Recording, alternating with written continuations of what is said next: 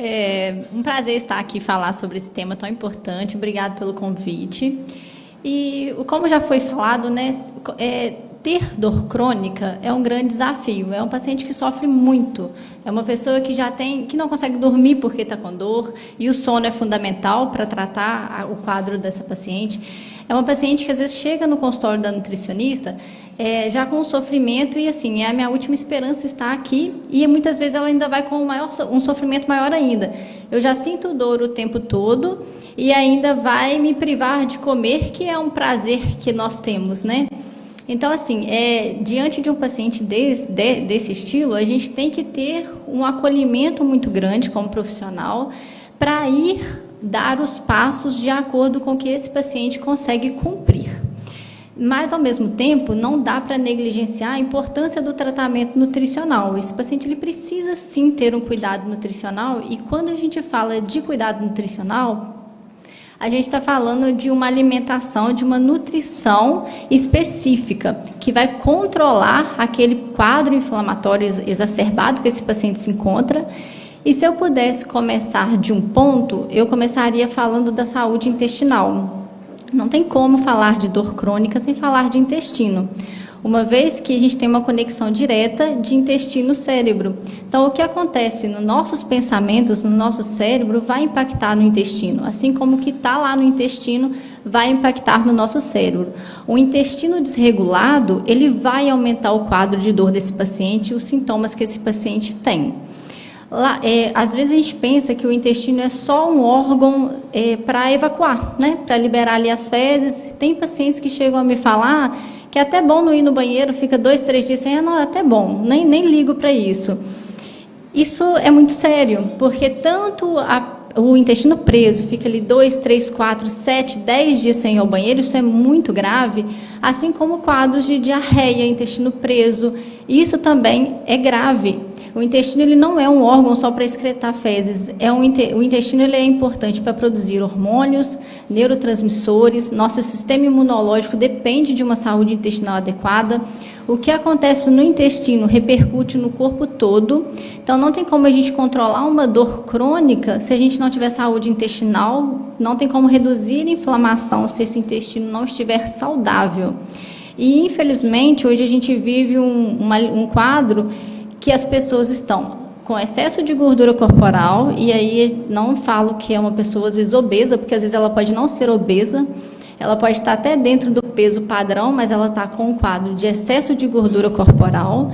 São pessoas que comem alimentos de alta densidade energética, muito calórico, e pobre em nutrientes, vitaminas, minerais.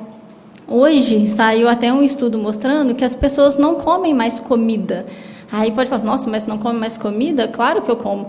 Hoje as pessoas têm a maior parte da alimentação baseada em produtos alimentícios, né? Quando vai abrir a prateleira, aí eu convido até vocês fazerem uma reflexão. Como é que é o carrinho de compras de cada um de vocês? Existem mais alimentos que estragam rápido, que são as frutas, as verduras, os legumes, as carnes, os ovos, ou tem muito pacotinho, né? Biscoitinho, pãozinho. Isso é muito importante, porque o que a gente leva do mercado para a nossa casa é o que a gente vai comer. E esses alimentos industrializados, eles destroem a saúde intestinal, piora muito o quadro de dor e, ao mesmo tempo, que faltam os nutrientes que a gente precisa. Quando foi pontuado a questão da fadiga crônica, isso é muito real. E é um paciente que, se você falar, vai fazer exercício físico, ele não tem força nem para levantar da cama, como que ele vai fazer exercício físico?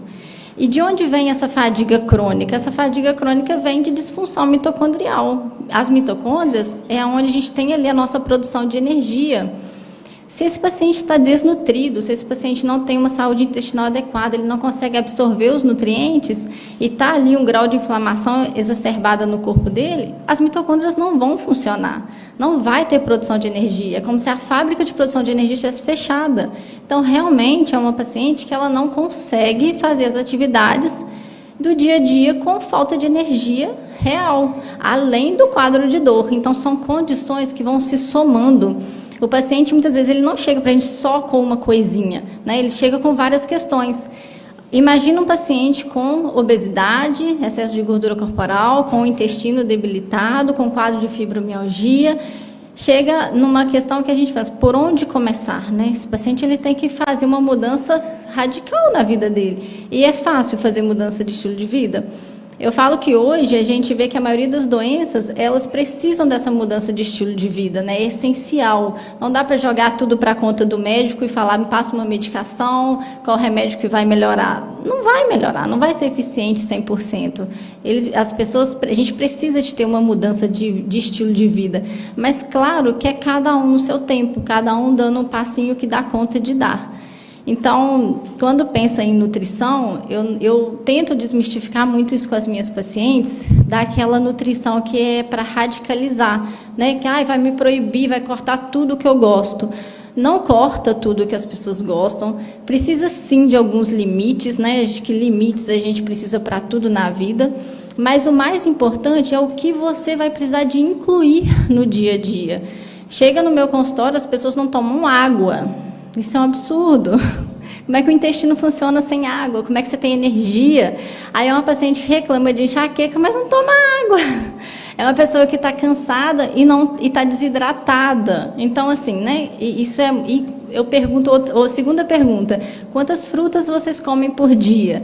Tem paciente que fica pensando a última vez que ela comeu uma fruta. E não falo com vocês que é uma ou duas pessoas que é raro. Isso é muito real. A gente precisa de comer, em média, de 2 a 3 frutas por dia, frutas diferentes. Isso é muito, uma porção pequena da população que cumpre isso. Quando a gente pensa em vegetais, isso é mais grave ainda. Quando eu falo que a paciente tem que comer de 2 a 3 cores de vegetais no almoço e no jantar, é raríssimo quem faz isso. Né? Então, sim, e o que eu estou falando aqui é o básico do básico, é o primeiro passinho ali que a paciente tem que iniciar. Né? Então, assim, fica o alerta em relação ao tratamento nutricional. O tratamento nutricional na fibromialgia, ele é muito voltado para a saúde intestinal, é voltado para que tenha essa redução da inflamação, essa melhora da produção de neurotransmissores, essa regulação hormonal, que é feito à base de um intestino saudável. E, para isso, a gente precisa de ter comida de verdade nutrindo as nossas bactérias. Isso é fundamental.